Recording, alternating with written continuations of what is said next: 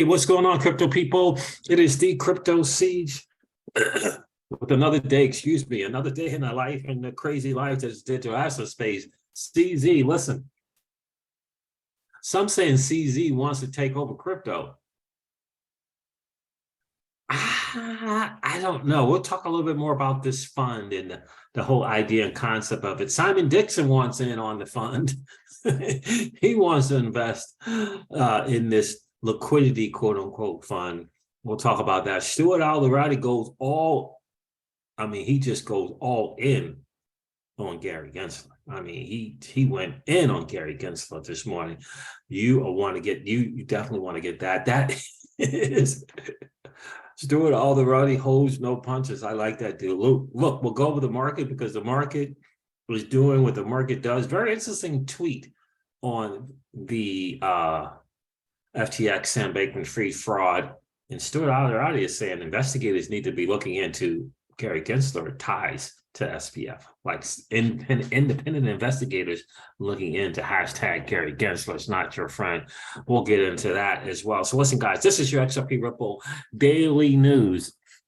And around 0 to 10 minutes, let's go with the market real quick, because, we got to keep up to date, see what's going on with the market. Is that accurate? I'm not sure if that's accurate. Let's check the numbers again. I don't think 875 billion is the total cryptocurrency market cap. Nope, it's not. It's 864 billion. We lost 11 billion. 864 billion is the total cryptocurrency market cap. Bitcoin dominance is at 36.6%. Bitcoin is trading at $16,522. Ethereum is trading at $1,238. And XRP is trading at 34 cents, double figure reds all over the space this morning. Because this is what it is. The market just is doing what the market does. What the heck? Why is the Trust Wallet token? What the freak?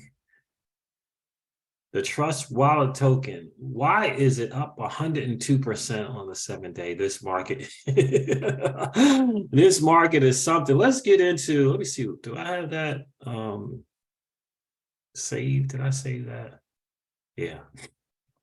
Interesting stuff. Stuart Alderati says, investigators should ask, was Gary Gensler acting alone when meeting with Sam Bankman-Fried? Was this a last gasp effort to finally manufacture that ever elusive SEC registration that the chair has been after? Would Sam Bankman-Fried have ended up with even more consumer assets under his control? This is a response to a tweet that Jeff Roberts put out. Jeff Roberts is a crypto editor at Fortune magazine, Reuters and Decrypt alum, lawyer, policy geek, and IP aficionado. He says, Jeff, and this is from Fortune magazine, I connected some dots between Sam Bankman-Fried, Gensler, and the Democrats. Hard to believe Gary Gensler blew it again and now wants more money and power. I'm sure I'll not be able to go over that Fortune magazine article, but we'll see. Here's Stuart Alderati continuing on here. If the SEC was actually crypto's lawful cop on the beat, there would be no need for the chair to repeatedly cajole market participants to come in and register. Regulators with proper jurisdiction don't need to cajole, bully, or enter into backroom deals. Shots fired. That's why regulation by enforcement has been the SEC's go-to. The tortured investment process itself is the punishment, which is why most settle. With settlement in hand, the SEC then pretends it has lawful jurisdiction when all it really has is a coerced surrender, which has led to disastrous consequences.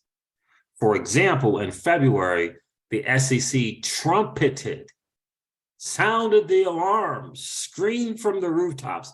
That's Crypto Siege adding more commentary. It's 100 million BlockFi settlement and a commitment by BlockFi to quote unquote register with the FEC. But BlockFi couldn't afford to pay the fine, and nothing. Let me repeat this for all these people who say the SEC just wants to protect, they're just looking out for us and they just want to protect capital markets. BlockFi couldn't afford to pay the fine, and nothing was ever registered.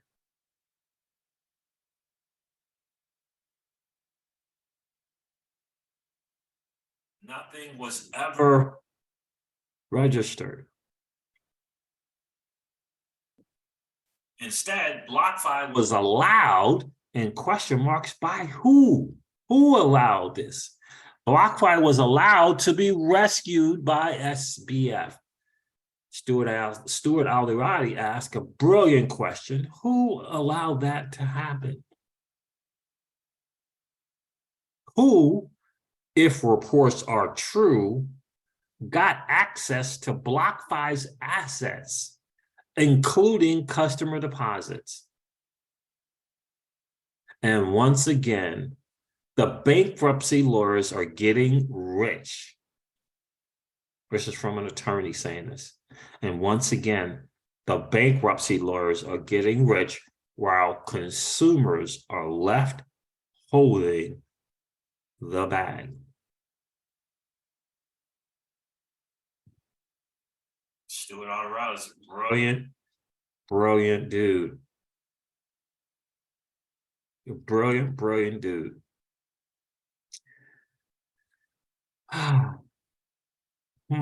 Calls for investigations into Sam Bankman-Fried and FTX are entirely warranted given the fallout.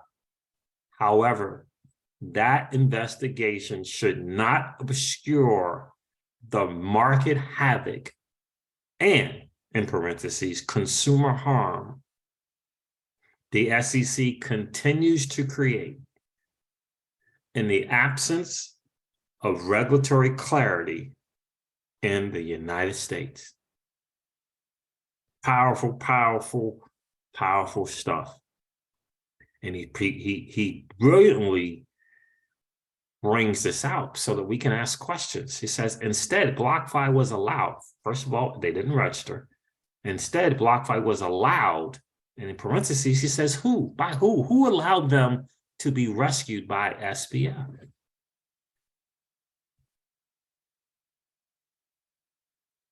Well, you can say it was in bankruptcy court, and they won the bid.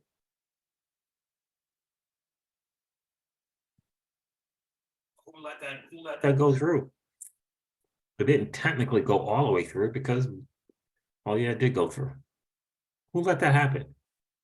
If reports are true, they got access to BlockFi's assets, including customer deposits. Sam Bankman-Fried got access to these assets, including customer deposits. While Gary Gensler, hashtag, it's not your friend, was the cop on the beat, supposedly. Look at this.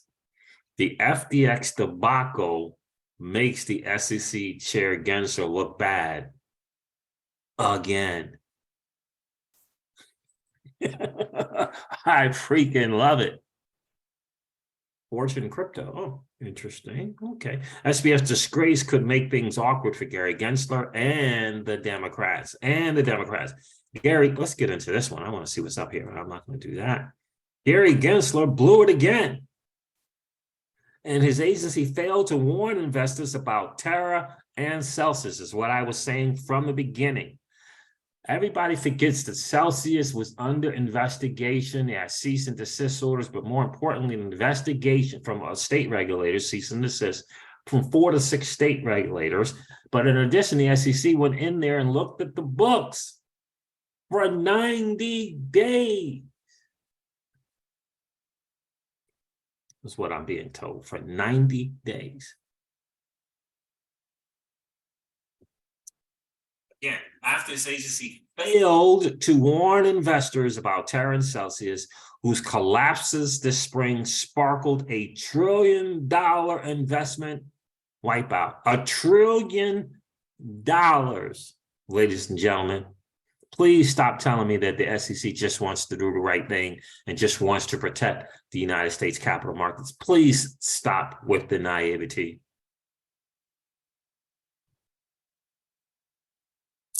The Securities and Exchange Commission chair allowed an even bigger debacle to unfold right under his nose. I'm talking, of course, about the revelation this week that the $30 billion FTX empire was a house of cards, and that his golden boy founder, Sam Bankman-Fried, is the crypto equivalent of Toronto's Elizabeth Holmes. To be fair, Gensler was not the only one suckered by Sam Bankman-Fried.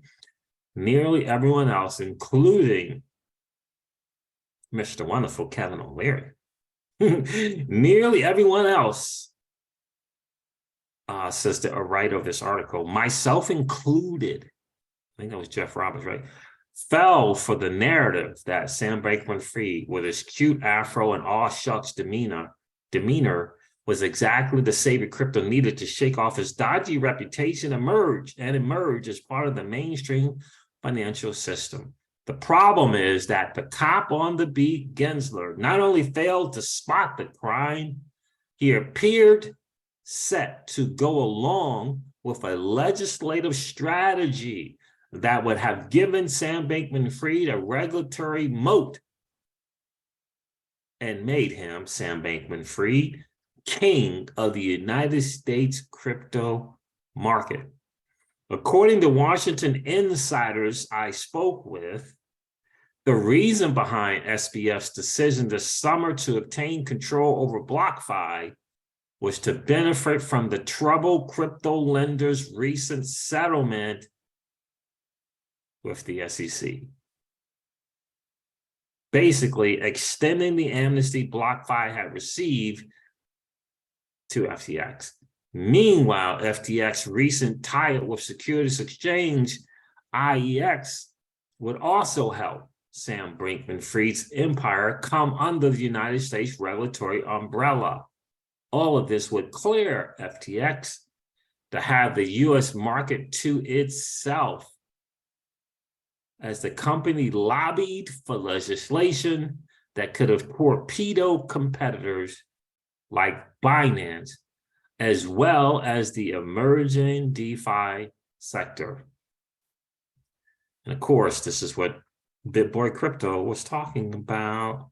This appears to be what prominent House member Tom Emmer was referring to when he tweeted on Thursday that Gary Gensler runs to the media while reports to my office, these are from Tom Emmer, allege he was helping Sam Bankman-Fried and FTX work on a legal loophole to obtain a regulatory monopoly. Not a great look. Not a great look at all. Gensler, former campaign finance chair for Hillary Clinton, is of course not the only prominent Democrat who may have been willing to flex his influence on behalf of FTX. Sam Bankman-Fried, you may recall, was one of the biggest donors to President Joe Biden, while his parents, both Stanford law professionals, have ties to the party. His mother, Barbara Fried, leads a group called Mind the Gap that helps raise Silicon Valley cash for Democrats. While his father, Joseph Bateman, drafted tax legislation for the powerful Senator, oh God, Elizabeth Warren. It's not a stretch to imagine Sam Bankman-Fried sought to exploit these political ties to his benefit. All of this does not mean SBF, Gensler, and other higher-ups in the Democratic Party sat around plotting an explicit scheme to hand crypto industry to FTX. That reached too much of a wild conspiracy theory. Nonetheless, at the time when Gensler is already shrieking for more money and power to address the latest crypto crisis, this would be a good time for skeptics to ask why he failed to stop FTX in the first place, and if anyone else in high places had a role in enabling this debacle. Jeff John Roberts is the contributor to this, wrote this particular article. It's very, very interesting. It's going to come out. It really, really is. Tom Emmer and the likes are not going to let this one go without question. Listen, guys, I'm not going to even get into this craft right here because crypto.com may be next to go. We'll see. Simon Dixon retweeted this from Dirty Bubble Media. Roughly $1 billion in USDC flow from crypto.com to FTX. From there, the funds go all over the place. There's a reason why the CEO and the founder are doing YouTube AMAs from crypto.com. I'm not sure it's going to help. It's just a matter of time before people realize either they are crypto.com is liquid and solvent or they are not. All right, guys. CZ wants to do a fund. We'll see. Some people are saying it's a move for him to control the crypto. We'll see. To reduce further cascading negative effects of FTX, Binance is forming an industry recovery fund to help projects who are otherwise strong but in a liquidity crisis. More details to come soon. In the meantime, please contact Binance Lab if you qualify. My question is, if you got some issues and you're able to draw from this fund, it can't be for free. Right? It can't be for free. What are you gonna owe in return? Anyway, also welcome other industry players with cash who want to co-invest. Crypto is not going away, says CZ. We are still here. Let's rebuild. Simon Dixon says, I would like to join that fund. Let's make sure we don't centralize this industry too, though. Let's make this an industry effort. There it is, guys. All right, listen, this is RippleXRP Ripple Daily News.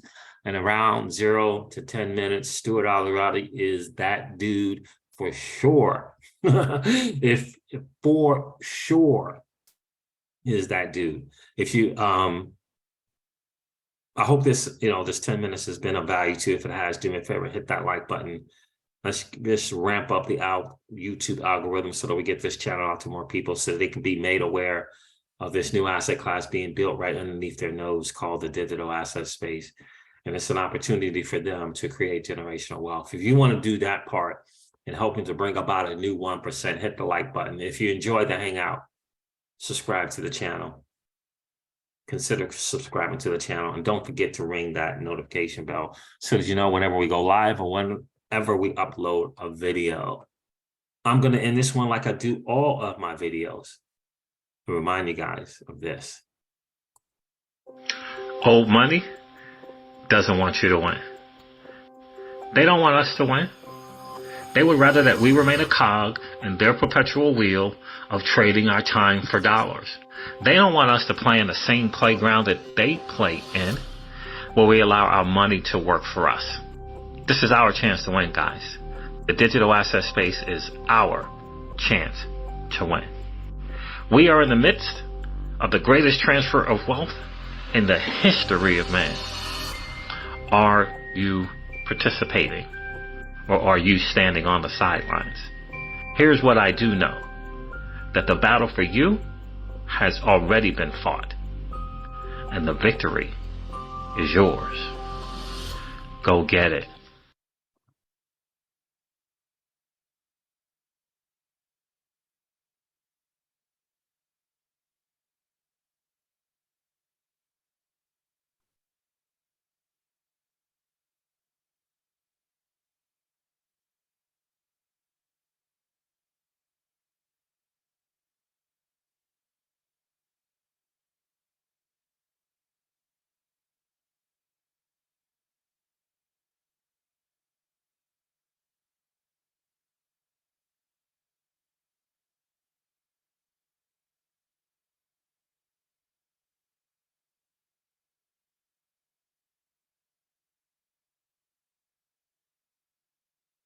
Understand that they've taken the time to get educated about the tech. That doesn't mean they're going to be opening up a business anytime soon to do this, but they at least understand the basics like I do.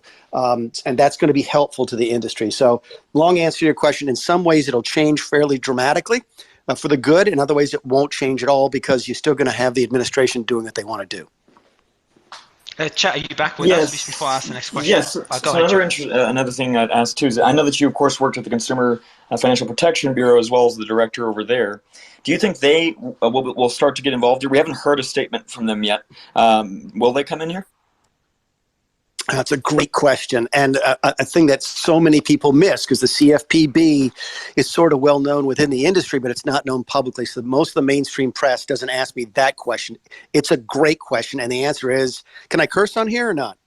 Yeah, absolutely. We'd love you to. We'd love you to curse. The answer is absolutely. That the CFPB is absolutely going to look at this. This is what they do. They are, and many of them used to work for me. They're good folks. They're nice people, but they are in the business to be aggressive regulators. They are looking for ways to get involved. And when I talk about Washington using a crisis to do what they were going to do anyway, the poster child for that is the CFPB. Now, they've been very well managed.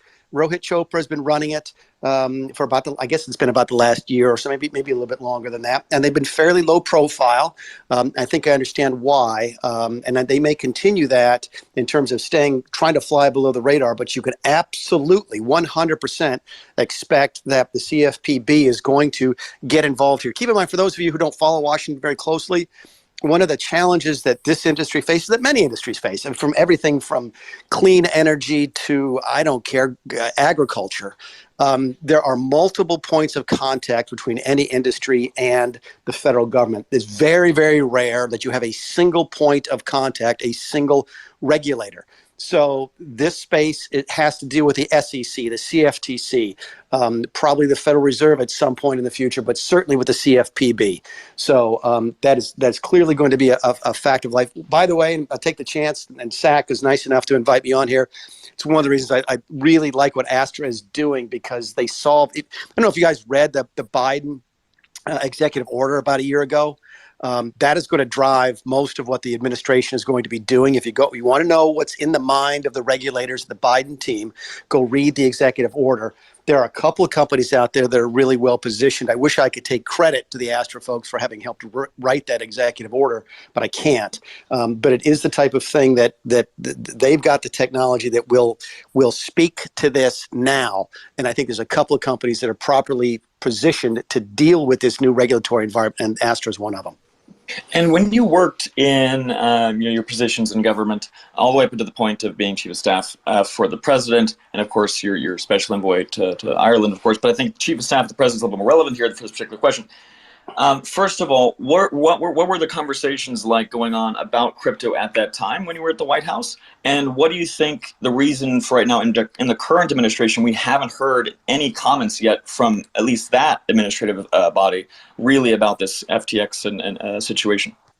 Yeah, it doesn't rise up to that level. Is the short answer to that question? It doesn't merit the president's time and energy and sort of the political capital and oxygen, right? We did talk about crypto all the time. Steve Mnuchin and I had the conversations all of the time, as you can imagine. I think we probably talked about crypto a couple times a month whenever we get together. It was clearly a hot topic. It didn't get up to Trump just because it wasn't big enough yet. It wasn't ready yet. When you're dealing, like right now with Biden, dealing with meeting with China and the war in Ukraine, the FTX situation is just not, it may get one or two questions at Karine Jean-Pierre's press conference, but that's about it. You're not going to see the president talk about it because it's not that big yet. It sounds crazy to the folks who live in that space, but when you're with the president of the United States, there's a lot of other bigger things. That's why you're not hearing about it. It's being discussed inside the building, period, end of story. It's absolutely being discussed on the Hill. Elizabeth Warren's team, Bernie Sanders' team, the CFPB team are absolutely watching this stuff very closely. It's just not going to get the president's attention and therefore not make his media time. Okay, and if I was to ask you this question, that's a very interesting to know there on the president's side. What do you think, if you were to, give broad advice to crypto companies and projects out there and firms out there bracing for this new regulatory environment, how they get ahead of this? Yeah, get ready. It's coming. It just, and we all knew it was, right? I mean, I remember talking to, I advise companies in the financial services space all the time, and you talk to the buy now, pay later people, and they're like, we're not really heavily regulated. You think that's going to last? I'm like, no. No, it's not. It doesn't. You've got this honeymoon period where you're new technology and you're moving faster than the regulators can sort of catch up. You haven't made any big mistakes yet, for example, in buy now, pay later. So think it's good. It's sort of a lovely a honeymoon period is the only way I can describe it. That doesn't last forever. The FTX thing could be the end of the honeymoon period here. So what you do is you go out and find companies, and again, I'm not saying this just because they asked me to be here. I really believe in these guys. The Astra team is ready. There's going to be 3 or 4 others in other spaces as well. Find the folks who anticipated this, who knew it was coming, and came up with the tech and the approach to be ready to deal with it, because it is absolutely going to be a reality. And Mick, I've got a quick question before Chet keeps taking over. There's been, and I've been in crypto for a while, there's always been skepticism from regulators. And I think now they're more fearful than ever after what happened with FTX. I'm a bit more balanced. I think regulation is needed, especially in the short to medium term. What would you say to the crypto community, to everyone listening right now, in terms of how to what sentiment they should have towards regulators? Should they be scared? Should they be worried? Scared and worried are two different things, as opposed to regulation. Regulation by itself is not scary and worrisome on its own, by its very nature. In fact, when I first got involved with the Digital Chamber of Commerce back in 2013, when I started the blockchain caucus, what we were talking about is we were begging for guidance and regulation at the time, because we needed to know what the government thought about what crypto was. Was it an asset? Was it a currency? Was it something else? I think the Germans made their own asset class definition for just crypto. So we were asking for regulation. So regulation in and of itself is not bad. It's a question of getting people involved in regulating your industry who really don't understand it. And that's my biggest fear, is a lot of times regulators don't understand the industry that they are regulating. Let's look on the bright side of things here for a second about regulation. And I talked to McHenry about this at some length. There's very, very few things in Washington, D.C. right now that have bipartisan support. Okay, one of them is antipathy towards China. Another is antipathy towards what I call big tech. And the other is crypto, blockchain, what McHenry refers to generally as digital assets. There's a bipartisan interest in defining what this stuff is, how should we deal with it, and recognizing that if we deal with it wrong, we could destroy an entire industry. There's some bipartisan support for that. And if there's a silver lining to the outcome of the election, it's that only bipartisan stuff is going to get done for the next couple of years. So there's actually a chance for this industry to get some decent legislative guidance out of Congress. And I hope that's the case, because if we don't have that, then we're left to the mercy of the executive branch, which I don't think is really properly looking at this industry. So I'm cautiously optimistic that if we do things right for the next couple of years, we're going to get regulation, period, end of story. The question is, are we going to get the stuff that gives the industry the stability, the guidelines, the safety that it wants, so that it can grow? And I'm hopeful that we can.